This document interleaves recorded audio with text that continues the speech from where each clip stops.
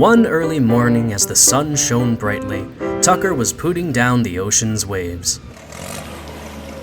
But today he was going to a place he'd never been before. I usually never get to go this far away from the harbor, he thought to himself. I wonder what this new place will be like. And then Tucker began thinking, maybe it's a great big dock with tugboats just like me. Or it could be a spot for cruise ships to dock. Cruise ships are so cool. But as Tucker followed the signs, he made it to his destination. All that excitement in his stack just felt like it sunk to the bottom of the ocean. This exciting new place was just a little, narrow loch.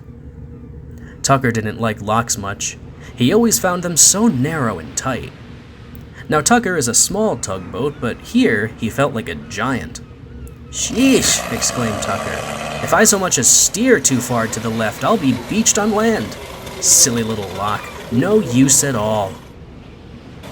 "No use at all?" called a voice, and Tucker was surprised. "Oh, don't get your tow rope in a twist," laughed another voice. Tucker slowly inched ahead. Hello? Is anyone there?" "Ha! Is anyone there? If you hear a voice, it has to come from someone." Tucker was in disbelief. There in front of him were two very small little tugboats. Smaller than Tucker, who was called small all his life. "You'll have to excuse my friend," laughed one of the boats. "He's learned all the names of the harbors this side of the world, but never once learned manners. Nice to meet you. I'm Dalius." "I'm Tucker. And you are?" "I'm curious." "This is Rotterdam," explained Dalius. "Sounds like he's upset because you don't like our loch." Tucker let out a cautious giggle. "Well, it's very nice. I just find them so narrow. See, where I'm from, I'm the smallest boat, but I've never seen boats smaller than me." "We're loch boats," Dalius began. "We don't go out too often.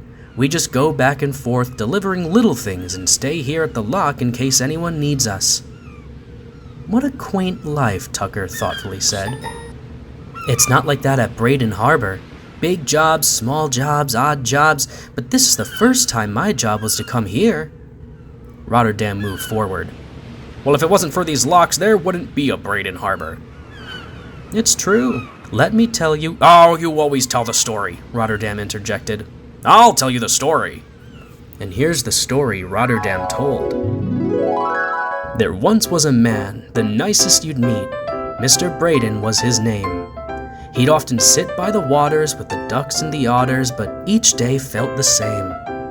As the years went by, he'd always share a smile, but wished for something new.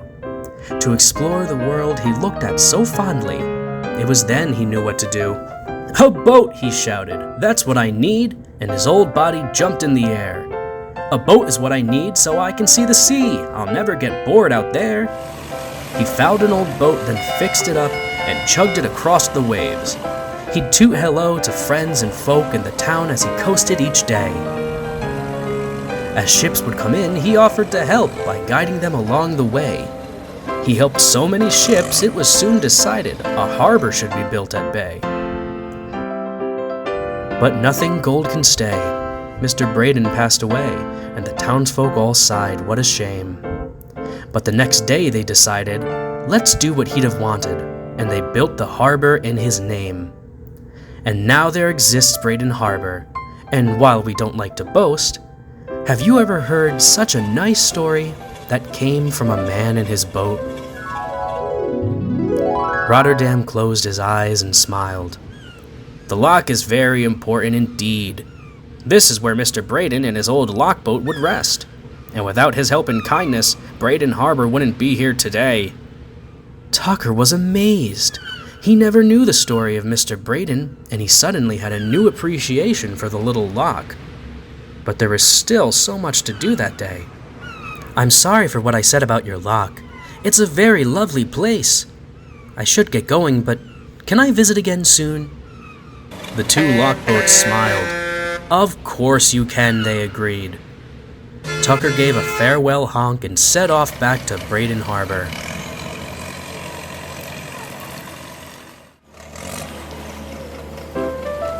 As he chugged home, Tucker wondered just what happened to the old boat from the story. But I think wherever that old boat is, he's happy to see a friendly little boat just like him. Don't you think?